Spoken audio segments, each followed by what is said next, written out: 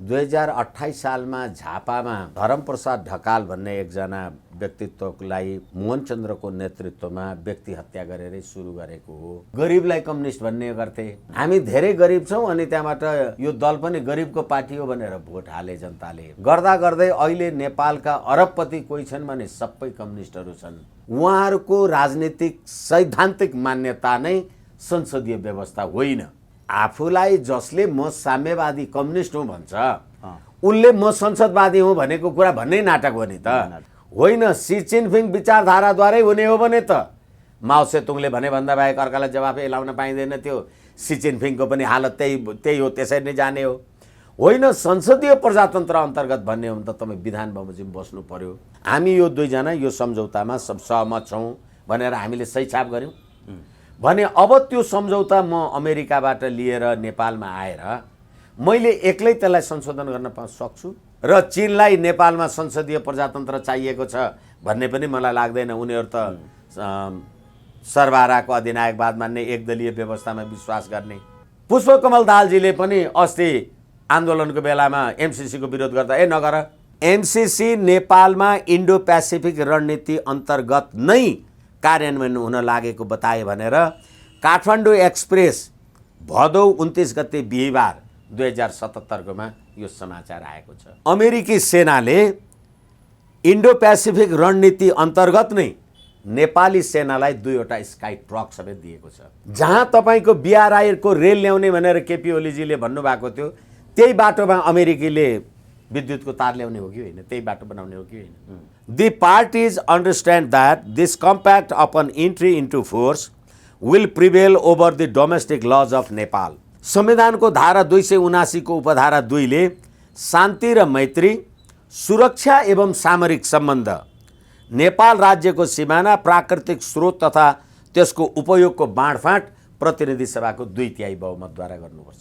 भारतको गोरखपुरसम्म पुग्छ भने त्यहाँ शान्ति सुरक्षाको प्रश्न उठ्छ कि उठ्दैन। 44 दिन प्रतिनिधि सभाको बैठक बोलाउनु भयो अनि त्यसमा 12 घण्टा 25 मिनट प्रतिनिधि सभाको बैठक बस्यो। त्यो 12 घण्टा 25 मिनटमा सरकारको आलोचना, रोस्टम घेर्ने र शोक प्रस्ताव पारित गर्ने भन्दा र त्यति गरेर तपाईँले अर्बौं यो देशको तलब ढुकुटी खानुभयो।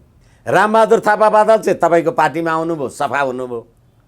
अनि अग्नि सापकोटा चाहिँ तपाईँले भनेको एमसीसी मान्नु भएन र कसुरदार हुनुभयो। अग्नि सापकोटालाई तपाईँले कारबाही गर्न सक्नुभयो भने तपाईँले बाबुराम र प्रचण्डलाई कारबाही नगरेर कसरी छोड्न सक्नुहुन्छ?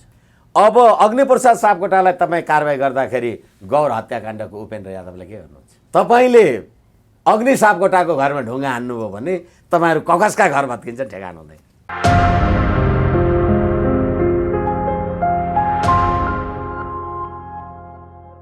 दर्शकबिन नमस्कार। PNPखबर.com को यो विशेष श्रृङ्खलामा हामीसँग वरिष्ठ अधिवक्ता विष्णु भट्टराईजी हाम्रो साथमा हुनुहुन्छ। सर, यहाँलाई स्वागत छ PNPखबर.com मा। हजुर, धन्यवाद, नमस्कार। आराम हुनुहुन्छ सर? ठिकै छु। अब केपी ओली र माधव नेपाल बीच भेटघाट तीव्र रूपमा भइरहेको अवस्था छ। मेरिट होटलमा भेट्नु भएको छ उहाँहरूले। हिजो त धरहरातर्फ फर्कदै गरेर त्यो धरहरा देखाएको तस्बिर सामाजिक सञ्जालमा निकै भाइरल पनि भएको छ।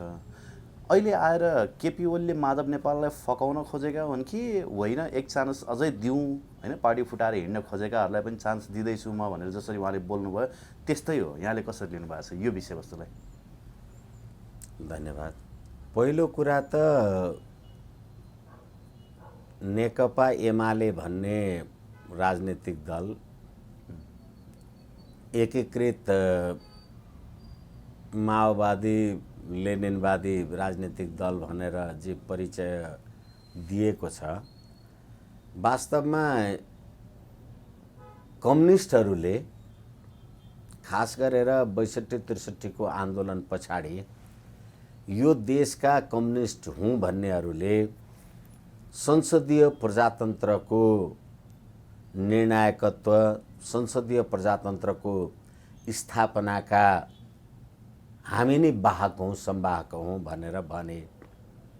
जसले राज्य सत्ता भनेको बन्दुकको नालीबाट निश्रित हुन्छ भन्ने साम्यवादी दर्शन र विचारधाराको कुरा थियो, त्यसलाई नेकपा एमाले भन्ने राजनीतिक दलले अब कहिले माले कहिले एमाले अथवा कम्युनिस्टको नाउँबाट 2028 सालमा झापामा धर्मप्रसाद ढकाल भन्ने एकजना व्यक्तित्वलाई मोहनचन्द्रको नेतृत्वमा व्यक्ति हत्या गरेरै सुरु गरेको हो।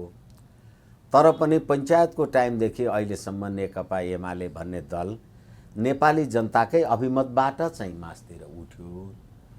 तर नेपाली जनता चाहिँ कोही पनि कम्युनिस्ट भएनन्। अहिले कम्युनिस्ट भनेको त्यतिखेर बुझेको र अहिले पनि बुझिने कुरा भनेको गरिबलाई कम्युनिस्ट भन्ने गर्थे। हामी धेरै गरिब छौँ अनि त्यहाँबाट यो दल पनि गरिबको पार्टी हो भनेर भोट हाले जनताले। गर्दा गर्दै अहिले नेपालका अरबपति कोही छन् भने सबै कम्युनिस्टहरू छन्। विचारका धनी प्रजातन्त्रवादीहरू चाहिँ सम्पत्तिले गरिब छन् अनि विचारले हामी सर्वहारा हौँ भन्नेहरू चाहिँ सम्पत्तिले अरबपति भएका छन्।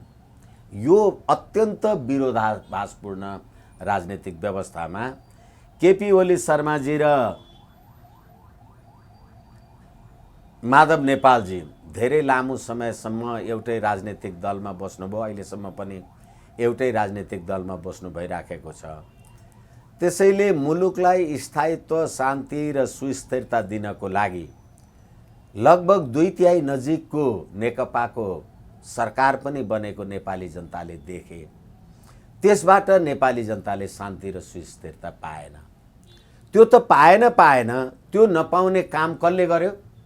नेकपालाई त नेकपा एमाले र नेकपा माओवादी भनेर त सर्वोच्च अदालतले बेग्लै बेग्लै कित्तामा राखिदियो। अनि यो संविधान बनेपछि अब कुरा गर्दा अलिकति लामो भइहाल्छ। हजुर, यो संविधान बनेपछि यिनै कम्युनिस्टका घटक केपी शर्मा ओलीजी प्रधानमन्त्रीले प्रतिनिधि सभा विघटन गर्नुभयो। यही संविधान मैले बनाएँ भन्ने कुरामा केपी शर्मा ओली, माधव नेपाल, जलनाथ खनाल, शेरबहादुर देउवा, यो मधेसवादी दलहरू उहाँहरूको आफ्नो आफ्नो जे गर्व होला। प्रतिनिधि सभा विघटनको प्रस्ताव अथवा विघटनलाई सर्वोच्च अदालतले बदर गरिदिएपछि, पुनर्स्थापना गरिदिएपछि यही संविधान अन्तर्गतका संविधान बनायौँ भन्नेहरूले लड्डु खानुभयो। यही संविधानको धारा 17 270 अन्तर्गत राजनीतिक दल सम्बन्धी कुराको व्याख्या गरेर यही सर्वोच्च अदालतले नेकपा माओवादी र नेकपा एमालेलाई आफ्नो ठाउँमा पुर्याइदिएपछि फेरि धतुरो खानुभयो भने यही संविधान अन्तर्गत तपाईँले यो सर्वोच्च अदालत बनाउनु भयो। यो सर्वोच्च अदालतले यो संविधानको एउटा धाराको व्याख्या गर्दा तपाईँ खुसीले भुइँमा उफ्रेर केही बाँकी रहँदैन। त्यही संविधानको अर्को व्याख्याको धारा गर्दाखेरि तपाईँ चाहिँ धतुरो खाएर सडकमा लड्ने अवस्थामा पुग्नुहुन्छ। र त्यो अब जब चाहिँ त्यो अवस्थामा आयो, अब माधव नेपालजी र केपी शर्मा ओलीजीहरू उहाँहरूको राजनीतिक सैद्धान्तिक मान्यता नै संसदीय व्यवस्था होइन। तर अब अहिले एउटा राजनीतिक पार्टीभित्र मलाई लाग्छ उहाँहरू जब पुष्पकमल दाहालजी, माधव नेपालजी, केपी ओलीजीहरू एकै ठाउँ हुनुहुन्थ्यो, उहाँहरूले नेपालमा कोरोना महामारीले लकडाउन हुँदाखेरि पनि हामी त सी चिनफिङ विचारधाराद्वारा अनुप्राणित छौँ भनेर आफूलाई भन्नुभयो। भन्नुको अर्थ संसदीय प्रजातन्त्रसँग हामीलाई मतलब छैन भनेर भन्नुभयो। तर केपी ओली, माधव नेपालहरू पनि संसदीय दलको समर्थक होइनन्। किनभने आफूलाई जसले म साम्यवादी कम्युनिस्ट हुँ भन्छ उनले म संसदवादी हुँ भनेको कुरा भन्नै नाटक हो नि त। उही बाख्रोले म कुखुरो हुँ, कुखुरोले बाख्रो हुँ भने यस्तो भएन भने सैद्धान्तिक हिसाबको कुरा गरेँ मैले। र सी चिनफिङ विचारधाराद्वारा अनुप्राणित भनेर चीनको कम्युनिस्ट पार्टीको ब्युरोसँग उहाँहरूले त नेपालमा लकडाउन हुँदाखेरि पनि भर्चुअल मिटिङ गर्नुभयो। तर अब सी चिनफिङको कुरा गर्ने हो भनेदेखि त सी चिनफिङले चीनमा 10 लाख भ्रष्टाचारीलाई कारवाही गर्नुभयो र 4 करोड 6 लाख युएन भ्रष्टाचार गर्ने तत्कालीन रेल मन्त्री लिउ झिजुन भन्ने मान्छेलाई भ्रष्टाचारको कसुरमा मृत्युदण्ड दिइयो। अब अहिले उहाँहरू त्यही सी चिनफिङ विचारधाराद्वारा नेपाललाई हामी त समाजवाद उन्मुख, साम्यवाद उन्मुख कुनै के बनाउँछु भनेर भन्नुभएको छ।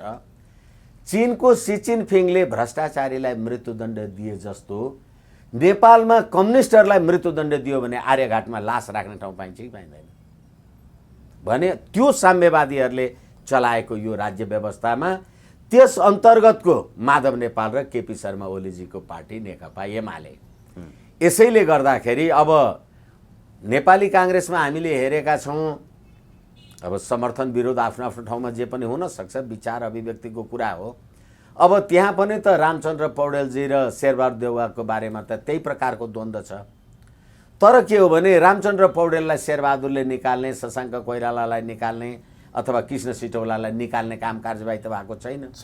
तर केपी शर्मा ओलीजीले पार्टीको विधान पनि आफू खुसी संशोधन गर्नुभयो अनि पार्टीको केन्द्रीय कार्य समिति पनि आफू नै जे मन लाग्छ त्यही कुरा गर्नुभयो। अनि माधव नेपालजीहरूले के गर्नुभयो भने होइन तिमीलाई यो झापा हत्याकाण्डदेखिको गतिविधिमा हामी संलग्न भएर आयौँ, यसमा चाहिँ धेरै कुरा भयो भने अहिले तिमीले यो सब कुरा गरेको कुरा मैले कसरी मान्छु भनेर भनेपछि अब सौताका बीचमा भएको झगडामा एउटा सौताले अर्को सौतालाई गरेको व्यवहार मात्रै हो। यो पात्र प्रवृत्ति र चरित्रको कारणले केही पनि फरक हुँदैन। अब फेरि अर्को कुरा के हो भने यो नेपाली जनताको लागि एउटा असल लेसन हो। जुन देशमा 94% ओमकार परिवारका मान्छे बस्छन्, जो घन्टी नहल्लाइकन खाना खाँदैन, पूजा नगरिकन खाना खाँदैन, जो छोराछोरीको व्रतबन्ध नगरिकन खाँदैन, त्यस्तो देशका जनताले सर्वहाराको अधिनायकवाद धर्म बनेको अफिम हो भन्ने कम्युनिस्टहरूलाई मत हाल्दाखेरि राज्य 3 वर्ष चल्दो रहेन रहेछ। त्यो कुरा देखियो। यसैले अब नेपाली जनताको अगाडि अहिले जुन अब निर्वाचनका कुरा उठिराखेका छन्, न त माधव नेपालजीलाई केपी शर्मा ओलीजीले एकछिनलाई मान्नुहोस् विस्थापित गर्नुभयो रे। विस्थापित गर्नुभयो भने पनि सम्मानित सर्वोच्च अदालतमा मुद्दा त परेको छ, मुद्दा पर्ने क्रममा छ। सायद हिजो दर्ता भयो कि भएन, अब आउला त्यो पनि भयो भने। त्यो विषयमा अलिकति बताइदिनुहोस् न। माधव नेपालहरू चाहिँ हामी जनताले भोट दिएर जितेका सांसदहरू हौँ, हामीलाई कारवाही गर्न चाहिँ मिल्दैन भन्ने किसिमको पनि कुराहरू गरिरहनु भएको छ। अब राजनीतिक दल सम्बन्धी व्यवस्थाले त त्यसलाई प्रष्ट रूपमा व्याख्या गरेको होला होइन। जस्तो केही समय अगाडि माओवादीका सांसदहरूले पनि त्यही आरोप लगाएका थिए। के हुन्छ यो विषयमा? अब प्रष्टसँग कुरा के हो भनेदेखि यो त्यसैले युवराजी पीडाका साथ भन्नुपर्छ, यो संविधान तपाईँले आफू बनाए भन्नुभयो, राजनीतिक दल सम्बन्धी ऐन 2073 पनि तपाईँहरूले बनाउनुभयो। राजनीतिक दल सम्बन्धी ऐन दफा 28 को व्यवस्था के हो भने संसदमा सरकारको विश्वास र अविश्वासको मत अथवा बजेट पारित गर्ने कुरा, सार्वजनिक महत्त्वका विषयमा आफ्नो पार्टीले दिएको निर्देशन व्हिप मान्नु भएन भने तपाईँको संसद सदस्य सकिन्छ। संविधान बनाएको तपाईँले हो, कानुन बनाएको पनि तपाईँले हो, अनि त्यसको प्रयोग भयो भने यो चाहिँ गर्न पाइँदैन भनेर एकछिनलाई मान्नुहोस् न। नेकपा माओवादीका 4 जना प्रतिनिधि सभा सदस्यहरूलाई त नेकपा माओवादीले त निकाले।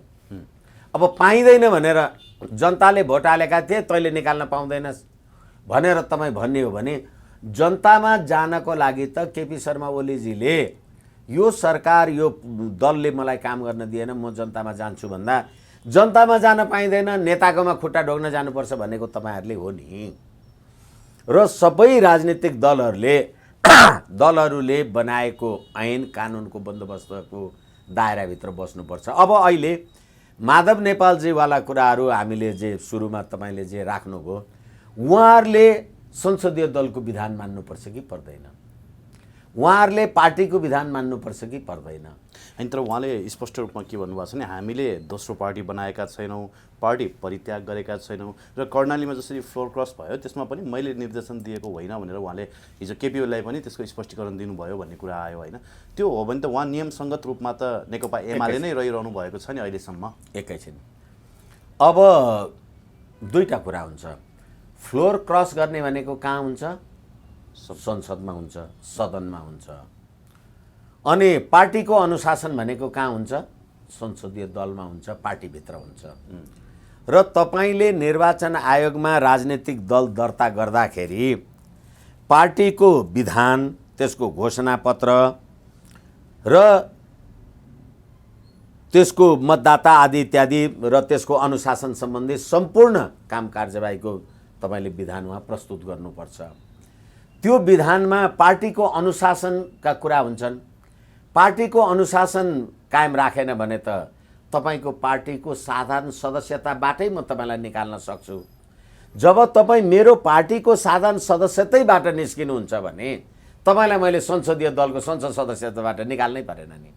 एकछिनलाई मान्नुहोस्, हालाकि अहिले केपी शर्मा ओलीजीले आफू खुसी विधानको संशोधन गर्नुभएको छ, आफू खुसी यो अनुशासनका कार्यवाही आदि इत्यादि गर्छु भन्नुभएको छ। उहाँहरूको विधान बमोजिम छ कि छैन त्यो त निर्वाचन आयोगमा विवाद होला नि, त्यसको बारेमा सर्वोच्चमा होला। तपाईँले मन लाग्दैमा मलाई निकाल्ने, मैले मन लाग्दैमा तपाईँलाई निकाल्ने पाइँदैन। तर यो विवाद उठ्नुभन्दा अगाडि हामीले विधान त बनाएका छौँ। त्यो विधान चाहिँ दल दर्ताको लागि हामीले निर्वाचन आयोगमा दर्ता पनि गरेका छौँ। त्यो विधान बमोजिम तपाईँले कारबाही गर्नुभयो कि भएन? अहिले तपाईँले विधानले अनुमति नदिएको माधव नेपाल प्रचण्डसँग चाहिँ बाटामा सँगै हिँडे भनेकै आधारमा माधव नेपाल त एमाले भन्दा बाहिरको मान्छे त होइन नि। अहिले पनि माधव नेपाल केन्द्रीय सदस्य त हो पार्टीको अहिले पनि संसदीय दलको सदस्य त हो भनेदेखि तपाईँले विधान बमोजिम उहाँलाई विधान संशोधन गरेँ भन्नुभयो। विधान संशोधन गर्दा विधि र प्रक्रिया पुगेको छ कि छैन त्यो कुरा हेर्नु पर्यो नि। अनि भीम रावलहरूले त त्यही आरोप लगाउनु भएको छ त, एकैछिन एकपक्षीय रूपमा विधान संशोधन एकैछिन। त्यसै कारणले गर्दाखेरि मैले तपाईँलाई भने कि राजनीतिक दल सम्बन्धी ऐनको कुरालाई गर्दाखेरि यो राजनीतिक दल सम्बन्धी ऐनको दफा 18 अनुशासनको कारबाही गर्न सक्छ विधान विपरीत भयो भने संस्थापन पक्षले। तर विधान बमोजिमका केन्द्रीय सदस्यहरूको नामावली त तपाईँले हिजै निर्वाचन आयोगमा दिनुभएको छ। अनि आज तपाईँ र म झगडा भयो भन्दैमा उसलाई नयाँ सदस्य तपाईँ र मलाई निकाल्न पाउनुहुन्छ। तर के हो भने त्यसको निर्णय गर्ने कसले? राजनीतिक दल सम्बन्धी यो काम कारबाही गर्ने हाम्रो निर्वाचन आयोग 2000 अथवा निर्वाचन आयोग सम्बन्धी यो राजनीतिक दलहरूको विवाद सम्बन्धी विवादको निरूपण गर्ने निर्वाचन आयोगले हेर्ने हो। त्यसैले माधव नेपालजीहरू त दलको आधिकारिकताको बारेमा पनि निर्वाचन आयोगमा जानुभएको छ। यसैले गर्दाखेरि अब केपी शर्मा ओलीजीले आफू खुसी विधानको संशोधन गर्ने, आफू खुसी चाहिँ म नै हुँ भन्ने कुरा गर्नुभएको छ भने अब फेरि सुरुकै कुरा आउँछ। होइन, सी जिनपिङ विचारधाराद्वारै हुने हो भने त माओ सेतुङले भने भन्दा बाहेक अर्कालाई जवाफै लाउन पाइँदैन। त्यो सी जिनपिङको पनि हालत त्यही हो, त्यसरी नै जाने हो। होइन, संसदीय प्रजातन्त्र अन्तर्गत भन्ने हो भने त तपाईँ विधान बमोजिम बस्नु पर्यो। भीम रावलजीहरूले जे कुरा भन्नुभएको होला, जे भन्नु नभएको होला, विधान त खड्गवलीजीले पनि पढ्नु भएको होला, भीम रावलजी माधव नेपालजीले पनि पढ्नु भएको होला नि। यसै कारणले गर्दाखेरि अनुशासनको कारबाही गर्नलाई तपाईँले विधान बमोजिम गर्नु पर्यो, आफू खुसी गर्न पाउनु भएन। आफू खुसी तपाईँ गर्नुहुन्छ भने यो संसदीय मूल्य मान्यता पद्धति प्रणाली अन्तर्गतको कुरा होइन। यसैले गर्दाखेरि अब विधान बमोजिम तपाईँले निकाल्न सक्नुहुन्न भने अब तपाईँ र म मिलेनौँ पार्टीभित्र, पार्टीका कार्यकर्ताहरू साथीहरू रहेछन्, मैले गएर चाहिँ युवराजले यस्तो गरेछ मैले ठिक गरेको छु मैले भन्न नपाउने हो र? तपाईँले पनि होइन, हाम्रो विष्णु भट्टराईजी अध्यक्षले चाहिँ तलमाथि गर्नुभयो, साथी हो हामीहरू यसरी गर्नुपर्छ, हाम्रो विधान यो पद्धति हो भनेर तपाईँले भन्न नपाउने हो र? तर त्यसको छिनोफानो गर्ने कसले? कि पार्टीको महाधिवेशनले कि पार्टीको विधानले? पार्टीको विधानले यदि तपाईँलाई रोकेको छ भने पार्टीको महाधिवेशन बोलाएर विधान संशोधन गर्नुहोस् न। तपाईँले अहिले त केपी शर्मा पक्षले त यही कुरा नै राख्नु भएको छ। एकैछिन, अहिले केपी शर्मा ओलीजीले विधानको संशोधन गर्नुभयो भने पनि त्यो त अन्तरिम न होला, किनभने विधानको अन्तिम व्याख्याता गर्ने, विधान अन्तिम बनाउने त महाधिवेशन होला नि। जस्तो कि प्रतिनिधि सभा नभएको बेलामा अध्यादेश ल्याएर, अध्यादेश पनि कानुन सरह लाग्छ, तर के भने त्यो अध्यादेश प्रतिनिधि सभाको बैठक बस्दाखेरि कि त्यसलाई अनुमोदन गराउनु पर्यो कि त्यो खारेज हुनु पर्यो भने जस्तै पार्टीमा पनि अहिले पार्टीको महाधिवेशनले त विधान संशोधन गरेको छैन। यसकारणले अहिले माधव नेपालजीहरूलाई ठिक छ अनुशासनको कारबाही यता भयो उता भयो भनेर सोध्न पाइन्छ भने अनुशासनको कारबाही अध्यक्षले गरेर मलाई निकाल्नुभयो भने पनि त्यहाँ अपिल गर्ने ठाउँ राख्नुपर्छ। तपाईँले र अपिल गर्दा तपाईँले केन्द्रीय कार्य समिति बनाउने अनि तपाईँले अनुशासन समिति बनाउने, तपाईँले मलाई अनुशासनको कारबाही गरेर निकाल्ने अनि तपाईँले अनुशासन सुन्ने पुनरावेदन समिति बनाउने भन्यो भने त्यो त स्वेच्छाचारी भएन र। यसै कारणले गर्दा मलाई लाग्छ अहिले माधव नेपालजीहरूले गर्नुभएको कुरा मलाई लाग्छ राजनीतिक दल सम्बन्धी ऐन 2073 र अहिले हाम्रो संवैधानिक व्यवस्था बमोजिम जुन दल त्याग गरेको मानिने आदि इत्यादि भन्ने हाम्रो यो संवैधानिक र कानुनी व्यवस्था छ। यसै कारणले गर्दाखेरि अहिले दल त्याग गरेको मानिने काम पनि माधव नेपालजीहरूले गर्नुभएको छ भन्ने कानुन त त्यो छैन। र अर्को कुरा के हो भनेदेखि अहिले तपाईँले प्रतिनिधि सभाको बैठकबाट अथवा प्रतिनिधि सभा सदस्यबाट तपाईँले चाहिँ निकाल्न सक्ने अवस्थाको परिस्थिति पनि छैन। अब जस्तो मैले अघि यहाँलाई सोधेको थिएँ केपी ओली र माधव नेपालको भेटको बारेमा होइन, अब यति बेला केपी ओली छ नि एकपक्षीय रूपमा एमसिसीको एजेन्डा लिएर अगाडि आउनु भएको छ। उहाँले अहिले चलिरहेको राजनीतिक बहसलाई विषयान्तर गर्न खोज्नु भएको हो कि होइन एमसिसी पास गर्नुपर्ने बाध्यतामा पर्नु भएको हो? अब मलाई लाग्छ तपाईँले भनेको कुरा चाहिँ सत्य हो, किनभने तपाईँले पहिलो कुरा त हामी एमसिसी प्रतिनिधि सभाबाट पारित गर्नुपर्ने किन? अहिले 60 अर्बको अमेरिकी सहयोग मिलेनियम च्यालेन्ज कोअपरेसन कर्पोरेसन हामीले जे पाइराखेका छौँ अथवा त्यो जे विवाद भइरहेका छ 60 अर्ब रुपियाँ भनेको 3 करोड नेपाली जनतालाई भाग लगाउँदाखेरि कति हजार पर्ला? एउटाकोमा 20, 40, 50, 60, 68 हजार पर्ला। तर अहिले अर्बौं अर्बको अरू विदेशी सहयोग आउँदाखेरि प्रतिनिधि सभामा लग्नु नपर्ने, यो चाहिँ किन लानुपर्ने? त्यही त, यसको बारेमा विचार गरौँ। एडिबीबाट हामीले लोन लिइरहेका छौँ, वर्ल्ड ब्याङ्कबाट होइन, कहाँबाट लिएका छैनौँ, लोन बिना केमा चलाएको छ र? तर यो चाहिँ किन तपाईँ हामीले प्रतिनिधि सभामा लग्नु पर्यो?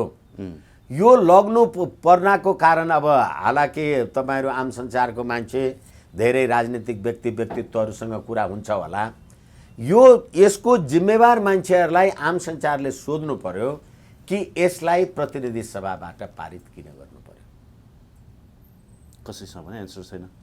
अब प्रतिनिधि सभामा तपाईँ यसलाई पारित गर्नुहुन्छ भनेदेखि अरूलाई किन पारित गर्नु परेन? अरू पनि त नेपाली जनताको, नेपालको शान्ति, समुन्नति, हित, विकास, उन्नति, आर्थिक समृद्धि रहोस् नै भनेर सहयोग आएको होला। होइन, यसलाई चाहिँ लग्नु पर्यो भने यसको खास कारण हुनु पर्यो। यसको खास कारणमा यिनै केपी शर्मा ओलीले, फेरि पनि म तपाईँलाई भन्दैछु, यिनै केपी शर्मा ओलीले, यिनै पुष्पकमल दाहालजीले, म जोड दिएर भन्न चाहन्छु, तपाईहरू नेकपा हुँदाखेरि तपाईहरूले आफ्नो पार्टीको बैठकबाट मिलेनियम च्यालेन्ज कोअपरेसनलाई संसदबाट पास गर्न मिल्छ कि मिल्दैन भनेर तपाईहरूले अध्ययन गर्न कार्यदल बनाउनु भएको होइन जलनाथ खनालजीको संयोजकत्वमा? त्यो कमिटीले दिएको प्रतिवेदनमा भीम रावल, प्रदीप गेवाली र झलनाथ खनालजीको कमिटीमा प्रदीप गेवालीजीले जस्ताको तस्तै भन्नुभयो, भीम रावलजी र झलनाथ खनालजीले संशोधन सहित पास गर्ने भन्नुभयो। अब अहिले प्रचण्ड, केपी शर्मा ओली बेग्लै बेग्लै पार्टीको हुनुहोस् कि माधव नेपालजी, भीम रावलजी र केपी शर्मा ओली पार्टीभित्रै गुटमा बाँडिएको हुनुहोस्, त्यो प्रतिवेदन त मर्या छैन नि। त्यो प्रतिवेदनको धारा 7, धारा 17, धारा 21, धारा 10 यिनीहरू संशोधन नगरिकन लागू गर्न सकिँदैन भनेर उहाँहरूले प्रतिवेदन दिनुभएको छ। यसै कारणले गर्दा अब त्यो कसरी संशोधन गर्नुहुन्छ तपाईँ? तपाईँले भनेको प्रश्नमा म आउँला, तपाईँ कसरी संशोधन गर्न सक्नुहुन्छ? किनभने तपाईँ अमेरिका संशोधन गर्न मानेको छैन। होइन, मानेको छैन। पहिले सैद्धान्तिक कुरा गरौँ न। तपाईँ अमेरिका, म नेपाल, तपाईँ र मेरो बिचमा हामीले एउटा सम्झौता गऱ्यौँ, यसमा यो हुने, त्यसमा त्यो हुने, उसमा यो हुने, हामी यो दुईजना यो सम्झौतामा सहमत छौँ भनेर हामीले सही छाप गऱ्यौँ भने अब त्यो सम्झौता म अमेरिकाबाट लिएर नेपालमा आएर मैले एक्लै त्यसलाई संशोधन गर्न सक्छु। अनि तपाईँसँग सही गरे क्या, म एक्लैले संशोधन गर्दा हुन्थ्यो भने तपाईँसँग किन सम्झौता गर्नु पर्यो? त्यो त मेरो खुसी भएन र? एकदमै। अनि यस्तो खालको ननसेन्स प्रतिवेदन दिने यिनै भीम रावल, यिनै झलनाथ खनाल हुन् र त्यो प्रतिवेदन लिने यिनै प्रचण्ड, पुष्पकमल दाहाल र यिनै केपी शर्मा ओलीजी। हाँस उठ्दैन, लाज लाग्दैन, लज्जा बोध हुँदैन?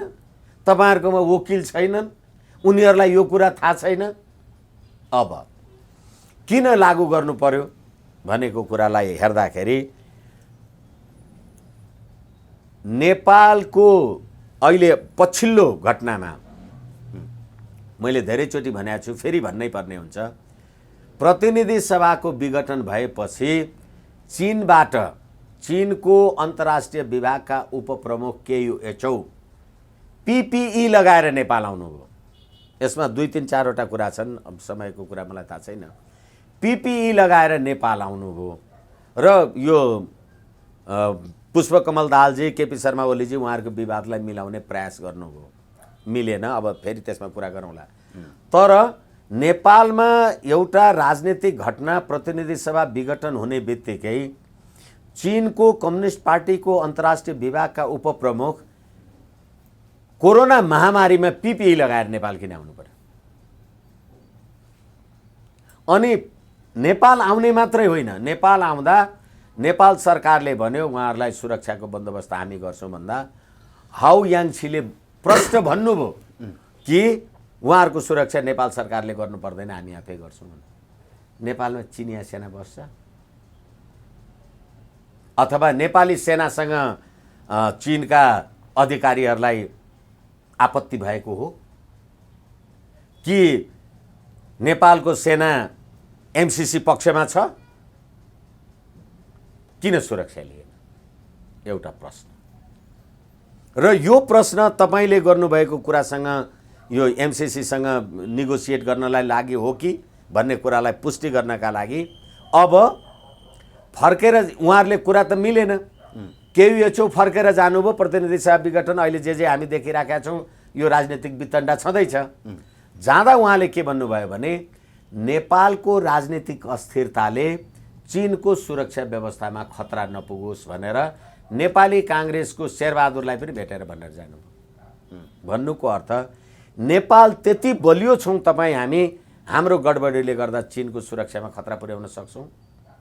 सक्दैनौँ। हो, अब केयुले भनेको कुरामा र अहिले मैले तपाईँले भनेको कुरामा तपाईँले सोधेको प्रश्नको उत्तर छ। अब तपाईँ MCC पास गर्नु हुँदाखेरि अनि दक्षिणी शक्ति यो MCC वाला अमेरिकी शक्ति र भारतीय शक्ति त मानसरोवरसम्म जाने गडगडी त पुग्छ नि। तपाईँले हाम्रो उत्तरको सिमाना, तिब्बतसँगको सिमाना के अरे, त्यहाँदेखि विद्युतको तार गोरखपुरसम्म लाँदाखेरि, केरुङदेखि लिएर आउँदाखेरि अनि त्यो विद्युत लाइनमा काम गर्नका लागि को कर्मचारी आए तपाईँले नेपालले सोध्न पाउँदैन। त्यहाँभित्र कुनै झगडा, भ्रष्टाचार, कुटाकुट, मारकाट भयो भने नेपाल सरकारले गिरफ्तार गर्न पाउँदैन। त्यहाँ को मान्छे आउँछ तपाईँलाई थाहा हुन्छ? के अपराध हुन्छ, के कसुर हुन्छ तपाईँलाई थाहा हुन्छ? अनि त्यहाँ त्यो MCCमा जहाँ काम गरिराखेको छ त्यसमा जेसुकै कसुर अपराध भयो भने अमेरिकाको कानुन लागू हुन्छ, नेपालको लागू हुँदैन। त्यो अवस्थामा अनि केयुले भने जस्तो नेपालको राजनीतिक खिचलोले चीनको सुरक्षा व्यवस्थामा खतरा पुग्ने भयो कि भएन? अब अहिले यो गतिविधिमा चिनियाहरूको निर्णायकत्व अथवा क्रियाशीलता मैले नदेखेको हुनसक्छ, मैले नजानेको हुनसक्छ र चीनलाई नेपालमा संसदीय प्रजातन्त्र चाहिएको छ भन्ने पनि मलाई लाग्दैन। उनीहरू त सरबाराको अधिनायकवाद मान्ने, एकदलीय व्यवस्थामा विश्वास गर्ने। तर त्यस्तो चीनले पनि, चीनका राष्ट्रपति सी जिनपिङ यहाँ आउँदाखेरि त हाम्रो अन्तर्राष्ट्रिय पर्यटन वर्षको बेलामा आउँदा त भगवान बुद्धको देशमा तपाईँलाई स्वागत छ भनेर गेट बनाएर हामीले स्वागत गऱ्यौँ नि। अनि उहाँले भन्नुभयो नेपालमा यो अन्तर्राष्ट्रिय पर्यटन वर्ष सफल पार्नका लागि चीनका करोडौँ बुद्ध धर्मावलम्बीहरूलाई मेरो यो बुद्धमा के अरे लुम्बिनी पठाइदिन्छु, तपाईँहरूको पर्यटन बढ्छ भनेपछि त भगवान बुद्धले त अहिले पनि तपाईँलाई पाल्दै हुनुहुँदो रहेछ नि। त्यो व्यवस्थालाई हटाएर तपाईँले धर्मनिरपेक्ष ल्याउनु भयो। धर्मनिरपेक्ष ल्याउनु भयो, यो हिपोक्रेसी, यो पाखण्ड। किनभने तपाईँ क्रिस्चियनको होली वाइन खान त जानुभयो। यसै कारणले गर्दा अब अहिले एमसीसी तपाईँले पास गर्नुको विकल्प छैन। अस्ति शनिबार प्रधानमन्त्रीजीले बालुवाटारमा बोलाएको बैठकमा केपी शर्मा ओलीजीलाई विस्थापित गरेर शेरबहादुरजी प्रधानमन्त्री हुन तयार होइन, बाबुराम भट्टराईजीहरू आदि इत्यादि प्रचण्डजीहरू लागिराख्नु भएको छ। तर एमसीसी पास गर्ने कुरामा त शेरबहादुरजी र केपी ओलीजी लगायतको माधव नेपालजी नै भन्नुहोस् न, झलनाथ खनालजी नै, उहाँहरूको कुनै विरोध रहेर? ठिक छ, केपी ओलीले बोलाएको बैठकमा जानु भएन होला, तर माधव नेपालजीले बाहिर निस्केर नो एमसीसी त भन्नु भएन नि। छैन। अब पुष्पकमल दाहालजीले पनि अस्ति आन्दोलनको बेलामा एमसीसीको विरोध गर्दा नगर भनेर त उहाँ हिँड्नु भएको हो नि। भनेपछि अब यो एमसीसी अमेरिकी सैन्य रणनीतिको गठबन्धन अन्तर्गत छ भनेर त अमेरिकी उच्च अधिकारी Alice Wells, Randall Schriver, David Ranz, नेपालका लागि अमेरिकी राजदूत ऱ्यान्डी बेरीले एमसीसी नेपालमा इन्डो पेसिफिक रणनीति अन्तर्गत नै कार्यान्वयन हुन लागेको बताए भनेर काठमाडौँ एक्सप्रेस भदौ 29 गते बिहिबार 2077 यो समाचार आएको छ। भने अब नेपाल अमेरिकी सुरक्षा नीतिको अवधारणाभित्र पस्ने हो। किनभने नेपालमा सङ्घीय लोकतान्त्रिक धर्मनिरपेक्ष गणतन्त्रात्मक शासन व्यवस्था त 12 बुँदे समझदारी उतैबाट आयो होला। त्यसकारणले गर्दाखेरि ध्यान मोड्ने कुरा मात्रै होइन, तपाईँले अब नेपालको असंलग्न परराष्ट्र नीतिलाई यही अवस्था, यही परिस्थिति, यही गतिविधिमा मिलाएर जान सक्नुहुने रहेन रहेछ भन्ने कुरा पनि हो। र त्यतिखेरै चाहिँ के पनि खबर बाहिर आयो भने त्यतिखेरै अहिले अमेरिकी सेनाले इन्डो पेसिफिक रणनीति अन्तर्गत नै नेपाली सेनालाई 2वटा स्काई ट्रक समेत दिएको छ। भनेपछि अब यहाँ प्रश्न उठ्छ, हाम्रो यो संवैधानिक व्यवस्थाका कुरा हामीले गर्दाखेरि चाहिँ नेपालको शान्ति र मैत्री सन्धि अथवा नेपालको सैन्य रणनीति अथवा चाहिँ परराष्ट्र मामिला सम्बन्धी कुरामा तपाईँले सन्धि सम्झौता गर्नु पर्यो भने प्रतिनिधि सभाको 2/3 बहुमतले पास गर्नुपर्छ। र अहिले रसुवा केरुङदेखि लिएर गोरखपुरसम्म 450 केबी प्रसारण लाइन तपाईँले प्रसारण गर्दाखेरि भारतको सहमति होला। अनि त्यहाँबाट त्यो प्राकृतिक स्रोतको साधनको बाँडफाट हो कि होइन? अनि जहाँ तपाईँको बिआरआईको रेल ल्याउने भनेर केपी ओलीजीले भन्नुभएको थियो, त्यही बाटोमा अमेरिकीले विद्युतको तार ल्याउने हो कि होइन? त्यही बाटो बनाउने हो कि होइन? अनि त्यतिखेर तपाईँ बिआरआईको पछाडि लाग्नुहुन्छ कि एमसीसीको पछाडि लाग्नुहुन्छ? एउटा त्यो कुरा अवस्था छ भने अहिले मैले तपाईँलाई निवेदन गरेँ, यो सम्झौता किन उसमा राख्नु पर्यो भनेदेखि यो सम्झौताको दफा 7 के भन्छ भने यसको धारा 7 मा The parties understand that this compact upon entry into force will prevail over the domestic laws of Nepal. यो सन्धिको व्यवस्था यो लागेपछि नेपालका सबै कानुनहरू एमसीसीको अगाडि रद्द हुनेछन् भनेपछि, तर अब तपाईँको देशको संविधानले चाहिँ के भन्छ त? यो संविधानको धारा 279 को कुरा म तपाईँलाई निवेदन गर्दैछु। संविधानको धारा 279 को उपधारा 2 ले शान्ति र मैत्री, सुरक्षा एवं सामरिक सम्बन्ध, नेपाल राज्यको सिमाना, प्राकृतिक स्रोत तथा त्यसको उपयोगको बाँडफाँट प्रतिनिधि सभाको 2/3 बहुमतद्वारा गर्नुपर्छ। अहिले साधारण बहुमतमा किन लाग्नु भएको छ? यो के प्राकृतिक स्रोतको बाँडफाँट होइन, विद्युत। अनि त्यहाँबाट भारतको गोरखपुरसम्म पुग्छ भने त्यहाँ शान्ति सुरक्षाको प्रश्न उठ्छ कि उठ्दैन। अनि त्यसै गरेर नेपाल राज्यको त्यो सिमाना भूमिवाला प्रश्न उठ्छ कि उठ्दैन। अनि ती प्रश्नहरू उठ्दाखेरि प्रतिनिधि सभाको बहुमतले तपाईँ पास गर्नुहुन्छ। हेर्नुहोस् है, फेरि प्रतिनिधि सभामा तत्काल कायम रहेको सदस्य सङ्ख्याको बहुमत कि प्रतिनिधि सभामा तत्काल प्रतिनिधि सभाको पूर्ण सदस्य सङ्ख्याको बहुमत, एउटा कुरा। अर्को कुरा, संसद सदस्य सङ्ख्याको पूर्ण बहुमत कि संसद सदस्य सङ्ख्याको कायम रहेको बहुमत। अब अहिले त तपाईँले प्रदेशको पनि व्यवस्था गर्नुभएको छ। यो एमसिसी त प्रदेश हुँदै गोरखपुर पुग्छ होला नि त। त्यो प्रदेशको अनुमोदन के हुन्छ, गर्ने कि नगर्ने, चाहिने कि नचाहिने? राष्ट्रियताका प्रश्नहरू छन् भने प्रदेश संसदले छलफल गर्न पाउने कि नपाउने? तपाईँले भन्दैमा हुन्छ। हालाकि अब उहाँहरूलाई सङ्घीयता कोनी के अब यो मन्त्री प्रधानमन्त्री को ज्यान मारा हत्याराहरूलाई जेलबाट निकाल्नु छ, मुलुक लुट्नु छ, आफ्नो ठाउँमा छ। तर यो राज्य, यो राष्ट्रिय संवेदनशीलताको प्रश्नमा नेपाली जनताको जागरुकता खोइ। अनि ध्यान अन्तै मोड्न किन? एकछिनलाई मान्नुहोस् न, प्रतिनिधि सभाबाट एमसिसी पास गर्नु थियो भने त हतार हतार प्रतिनिधि सभा किन भङ्ग गरे? किन तपाईँले स्थगन गर्नु, अधिवेशन अन्त्य गर्नुभयो? अब फेरि यसमा पनि कुरा गर्दा कति बोल्ने भन्ने कुरा लाग्छ कि तपाईँले जम्मा 44 दिन प्रतिनिधि सभाको बैठक बोलाउनु भयो। अनि त्यसमा 12 घण्टा 25 मिनट प्रतिनिधि सभाको बैठक बस्यो। त्यो 12 घण्टा 25 मिनटमा सरकारको आलोचना, रोस्टम घेर्ने र शोक प्रस्ताव पारित गर्ने भन्दा र त्यति गरेर तपाईँले अर्बौं यो देशको तलब ढुकुटी खानुभयो। नेपाली जनताले के पाए? यो प्रतिनिधि सभा पुनर्स्थापना बारे के भयो? तपाईँ एउटा आम सञ्चारको मान्छे होला, त्योभन्दा अगाडि त तपाईँ नेपाली होला नि त। तपाईँले चाहिँ के पाउनुभयो? कोरोना महामारीबाट निजात के पाउनुभयो?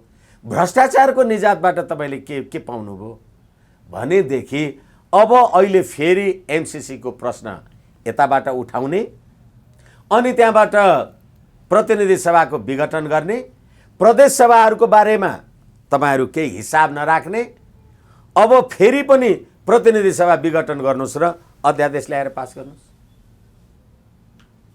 किनभने जेठ 15 त तपाईँले बजेट ल्याउनै पर्छ।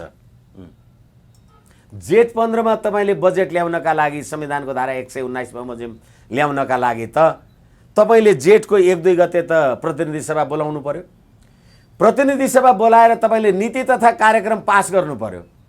नीति तथा कार्यक्रम पास गरेपछि अनि बजेट आउँछ। नीति तथा कार्यक्रममा तपाईँ एमसिसी राख्नुहुन्छ कि राख्नुहुन्न? अस्तिको वर्ष त पर्यो, गएको वर्ष राख्नु भएको थियो। अब गएको वर्ष तपाईँले राख्नुभयो, एमसिसी चाहिँ पास भएको छैन, एमसिसी अन्तर्गतको खर्च चाहिँ भइरहेको छ। यतिखेर यी राष्ट्रवादीहरू यो एमसिसी मुर्दाबाद भन्ने प्रचण्डहरू कहाँ गए? तिनीहरू त्यही प्रतिनिधि सभामा बसेर यो काम गरे होइन? यस कारणले गर्दाखेरि यो अहिले नेपाललाई विदेशी शक्तिको, सैन्य शक्तिको आँखडा बनाउनेतिर गइराखेको डरलाग्दो दृश्य देखिन्छ। होइन भने म प्रतिनिधि, यो सम्मानित सर्वोच्च अदालतले फैसला गर्यो, म संविधानको धारा 76(1) भनेपछि झन्डै 171 को प्रधानमन्त्री हो भनेर फैसला गर्यो। 171 को बहुमत भएको संसदीय प्रजातन्त्रको प्रधानमन्त्री मैले प्रतिनिधि सभा विघटन गर्न नपाउने अरे। प्रतिनिधि सभामा कसैको पनि बहुमत पुगेन, एउटा जोकर चाहिँ प्रधानमन्त्री भयो भने त्यसले चाहिँ विघटन गर्न पाउँछ अरे। हेर्नुहोस् त संविधान बनाएको कसको लागि बनाएको यो संविधान? अनि त्यो संविधानले अनि तपाईँ सुखी नेपाली समृद्ध नेपाल हेर्नुभयो होला नि। अब यो नेपाल, माधव नेपाल अनि समृद्ध नेपाली खड्ग ओली, अरू को छ र भने?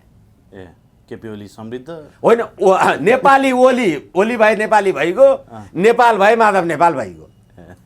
अब यो ल हेर्नुहोस् न, माधव नेपाल, प्रचण्ड पुष्पकमल दाहाल, झलनाथ खनाल, ए ल नै ललकार भयो, अरू केही छैन। एमसिसीकै कुरा गर्दाखेरि सभामुखले एमसिसी टेबल नगरेर प्रतिनिधि सभामा काम गर्न दिनु भएन भनेर ओलीले सार्वजनिक अभिव्यक्ति दिनुभयो।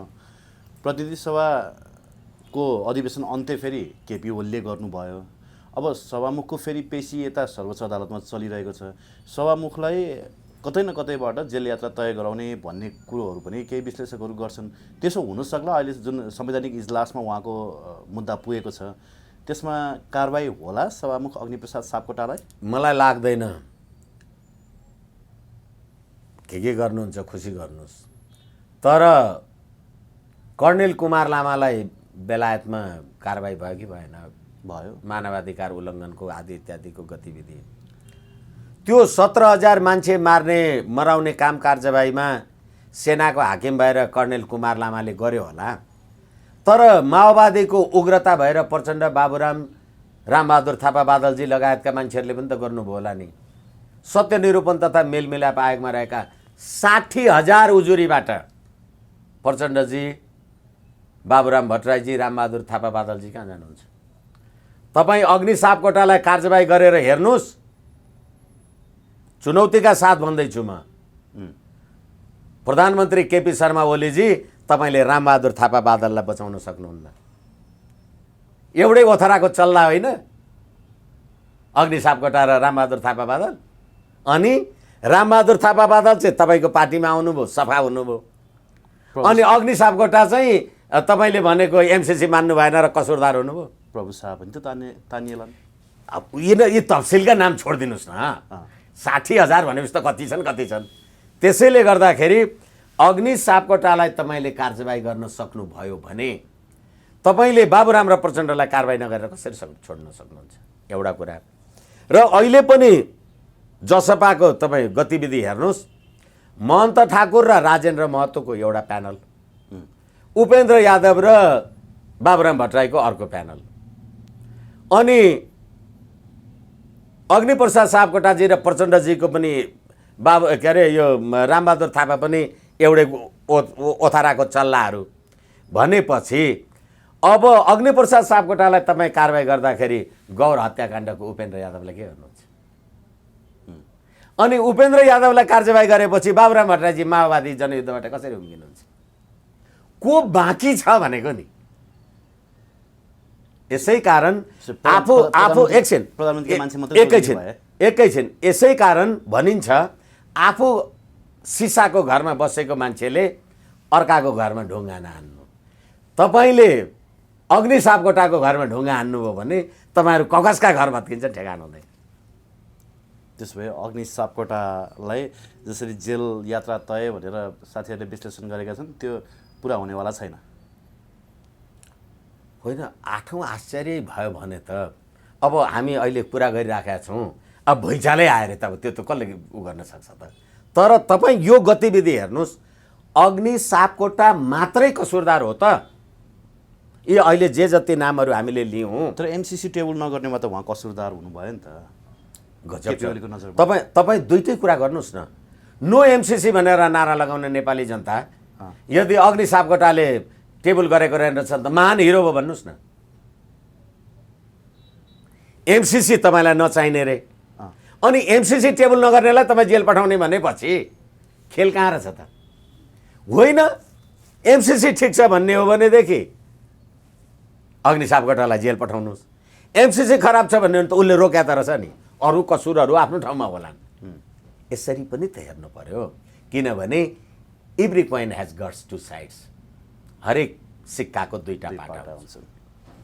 यसै कारणले गर्दाखेरि अहिले हामीले जुन प्रारम्भमा जे काम कारबाही गऱ्यौँ, जे छलफल गऱ्यौँ, सर्वहाराको अधिनायकवादबाट संसदीय प्रजातन्त्र चलाउने काम तपाईँले जे गरिराख्नु भएको छ र नेपालको राष्ट्रिय एकता र अखण्डताको प्रतीक संवैधानिक राज संस्थालाई पाखा लगाएर एउटा कुनै पार्टीको दलको गुटको मान्छेलाई तपाईँले राष्ट्रपति बनाएर मुलुकको जे यो यस्तो बबन्डर गर्नुभएको छ र हाम्रो मुलुकको बबन्डरलाई संस्थापन गर्नका लागि कहिले केयुएचओ आउनुपर्छ, कहिले सामन्त गोयल आउनुपर्छ, अनि कहिले चाहिँ मुकुन्द नरवडे आउनुपर्छ भने यो अवस्थामा अब तपाईँ एमसिसी पास गर्न लागिराख्नु भएको छ, एमसिसीको कुरा उठाइराख्नु भएको छ।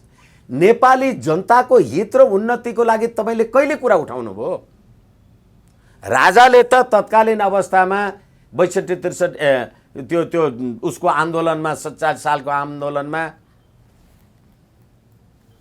मदन भण्डारीले राजा वीरेन्द्रलाई टोपी खोलेर आऊ चुनाव लड्नलाई मुकुट खोलेर त्यहाँ दरबारमा बसेर गफ गर्ने होइन भन्दा राजा वीरेन्द्रले पक्रेर थुनेन नि। तर रामकुमारी झाँक्रीले विद्यादेवी भण्डारीलाई भन्यो भन्दा त के भयो? मदन भण्डारीले त आइबक्सियोस् महाराज भन्ने नि त।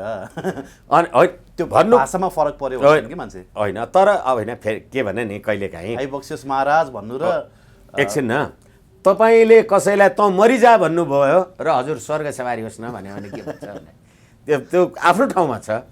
राजा ज्ञानेन्द्रले त जनताको नासो जनतालाई छोडे भनेर नेपाली जनताकै बलमा म राज संस्था राजतन्त्र अथवा पृथ्वीनारायण शाहले यो मुलुक बनाएको हो भन्दा नेपाली जनताको नासो जनतालाई छोडे भन्यो। तर अहिले वर्ष दिन प्रधानमन्त्री छोड्नलाई हेर्नुहोस् त यो मारामा। राजा वीरेन्द्रले त भाइ धीरेन्द्रको श्री 5 खोस्यो अनि खम्पाहरूलाई चीनको विरुद्धमा गतिविधि गर्नको लागि अमेरिकाले त्यत्रो दबाब दिँदाखेरि राजाले ज्ञानेन्द्रले नि विदेशीहरूले साथ दिएको भए त कहाँ छोड्थ्यो र थपक्कै त्यसरी हजुरहरूले भने जस्तो। एकैछिन यो दुधले मुख पोलेको मान्छे मोही फुकेर पिउँछ भने जस्तो के अहिले सबै तपाईँहरू खालि यही विदेशी गतिविधि षड्यन्त्र मात्रै देखिराख्नु भएको छ।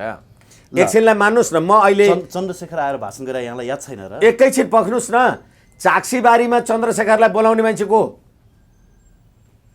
चाक्सीबारीमा चन्द्रशेखरलाई बोलाउने मान्छे को? त्यो थाहा पाउनु पर्यो। अनि जसलाई नेपालमा प्रजातन्त्रको पर्यायवाची भन्छन् कुरा उठिहाल्यो। मैले त नेपाली काङ्ग्रेसलाई सेरोगेसी पार्टी भन्छु। सेरोगेसी बुझ्नुहुन्छ? अर्काको लागि बच्चा पाइदिने भाडाको आइबी भने जस्तो। कलकत्तामा जन्मेको नेपाली काङ्ग्रेस होइन यो भने, नेपालमा जन्म्या हो होइन। यसै कारणले अब भर्खरै हिजो हेर्नुहोस् न, पीडा लाग्छ कि लाग्दैन तपाईँहरूलाई? सिङ्गै यो देश तिम्रा हाम्रा पूर्वज पृथ्वीनारायण शाह वीर बलभद्र कुँवरहरूले यो देश आर्जन गरे। आज पृथ्वीनारायण शाहको शालिगमा तपाईँ माला लाउन जानुभयो भने पुलिसले लाठीले हानेर खेद्छ। अनि तपाईँ लेनिन मार्क्स स्टालिन र रुजबेल्ट के अरे त्यो उसको फोटो राखेर तपाईँ पूजा गर्नुहुन्छ, प्रणाम गरेर नमस्कार गर्नुहुन्छ। नेपाली हो भन्न लाज लाग्दैन? तपाईँलाई लेनिनले के दियो, मार्क्सले के दियो, स्टालिनले के दियो, माओ सेतुङले के दियो? जसले सिङ्गै राष्ट्र दियो त्यसको शालिग ढालेर लेनिनको पूजा गर्ने होइन नि यी कम्युनिस्टहरू, यी कुरा गर्नुहुन्छ। यस कारणले गर्दाखेरि यो कुरासँग हामीले तुलना गऱ्यौँ भने यो अतुलनीय कुरा हुन्छ के। कहिलेकाहीँ त्यो पुलिसले सुन भनेर पक्रेको उहाँ के अरे त्यो एकाडेमी अगाडि पक्रेर सुन भनेर लिएर आएको उहाँ पुलिस कार्यालयमा पुर्याउँदै चाँदी भए जस्तो छ भने पित्तल भए जस्तो। यसै कारणले गर्दाखेरि यिनीहरूसँग वास्तवमा राष्ट्र, राष्ट्रियता, राष्ट्रिय एकता, अखण्डता, स्वाधीनता, सम्प्रभुता यो संविधानको धारा 5 राष्ट्रिय हित भनेर के लेखेको छ त्यसमा भने नेपालको राष्ट्रिय एकता, अखण्डता, स्वाधीनता, सम्प्रभुसत्ता यसको खिलाफमा काम कारबाही गर्यो भने त्यो फौजदारी कसुर हुन्छ भनेको छ। सामन्त गोयलसँग मध्यरातमा तपाईँले कुरा गर्दाखेरि नेपालको राष्ट्र, राष्ट्रियता, राष्ट्रिय एकता के भयो भन्नुभयो तपाईँले? अनि बुढी गण्डकीमा 9 अर्ब भ्रष्टाचार गर्यो भनेर बाबुराम भट्टराईजी भन्नुहुन्छ। मालपोतको खरदारले 10,000 घुस लियो भनेर तपाईँ कार्यवाही चलाउनुहुन्छ। 9 अर्ब त बोरामा बोकेर ल्याउनु पर्ला नि, कहिले गन्ने हो त्यो अख्तियार लिएर पोलिमर लाउँछ भने? बोरामा अड्छ अड्दैन होला? होइन त्यही भनेको, अब केमा अड्छ थाहा छैन, होइन थाहा छैन। अनि त्यस्तो भ्रष्टाचार के भएको छ? अनि त्यो भ्रष्टाचारले राष्ट्रको अखण्डता, राष्ट्रिय एकता, स्वाधीनता कहाँ पुगेको छ? यसै कारणले गर्दाखेरि अब नागरिकताका कुरा गर्नुहोस्, कति कुरा गर्ने। त्यसै कारणले गर्दा एमसीसी हामीले सुरुमा जे कुरा गऱ्यौँ, एमसीसी यो विदेशी सैन्य शक्तिको रणनीतिको पाटो हो र यसलाई प्रतिकार गर्नुपर्छ, नेपाली जनताले प्रतिकार गर्नुपर्छ भन्ने मेरो मान्यता हो। अनि यति धेरै जनदबाव हुँदाहुँदै जनताले विरोध गर्दा गर्दै पनि होइन, जसरी महाकाली सन्धिमा पनि यस्तै व्यापक जनविरोध थियो। महाकाली सन्धि पारितै गरियो, 120 अर्ब चाहिँ वार्षिक आउँछ भनेर। अब अहिले एमसीसी पनि जतिसुकै दबाब भए पनि पास गरिन्छ भन्छ नि, हो त्यही हो, त्यही देखिन्छ। त्यसैले गर्दा अब फेरि पनि कुरा आउँछ, यही संविधान यो संविधानको धारा 2 ले नेपाली जनताको राजकीय सत्ता र सम्प्रभु सत्ता भनेर लेख्या छ। नेपाली जनताको सम्प्रभु सत्ता हो भने जनता सडकमा आउनु पर्यो नि त। होइन भनेदेखि नेपाली जनता भनेको के भोट हाल्ने मेसिन हो। अनि फेरि पनि 12 बुँदे समझदारी कहाँबाट आयो? त्यसैका मालिकहरूले गर्ने नै हुन्। 12 बुँदे समझदारी गर्दाखेरि पनि त्यतिखेर नेपालका लागि अमेरिकी राजदूत जेम्स एफ मोरियार्टीले त भनेको थियो यो अवस्थामा नेपालका राजा र प्रजातान्त्रिक राजनीतिक दलहरूले यसलाई व्यवस्थापन गरेन भने नेपाल अकल्पनीय असजिलो अवस्थामा पुग्छ, द्वन्द्वमा दुःखमा पुग्छ भने त अहिले हेर्नुहोस् त तपाईले भोट दिएर पठाएको मान्छे एउटा वैकल्पिक प्रधानमन्त्री छान्न सक्दैन। फेरि तपाईले भोट दिएको मान्छे कति छन्? 275 मा त 165 ले मात्रै तपाईँ भोट दिनुहुन्छ। 140 त कहाँ आएका छन् नि समानुपातिकवालाहरू। अनि पैसा दिएर आएका छन्, के खाएर आएका छन्। आज पैसा दिएर म तपाईँको पार्टीको समानुपातिक सदस्य, भोलि पैसा दिएर उसको पार्टीको समानुपातिक सदस्य। राष्ट्रियता, जनताको सम्प्रभुता। बगरेको बाख्रा, बगरेको पसलमा बाँधेको बाख्राको दीर्घ जीवन जस्तै नेपाली जनताको राष्ट्रियता के भइरहेछ? हस् सर, धन्यवाद दिन चाहन्छु यहाँलाई महत्त्वपूर्ण संवादको लागि। हस्, धन्यवाद। मलाई पनि मेरो कुरा राख्ने अवसर दिनुभयो। PNP खबर .com लाई हार्दिक नमन प्रणाम।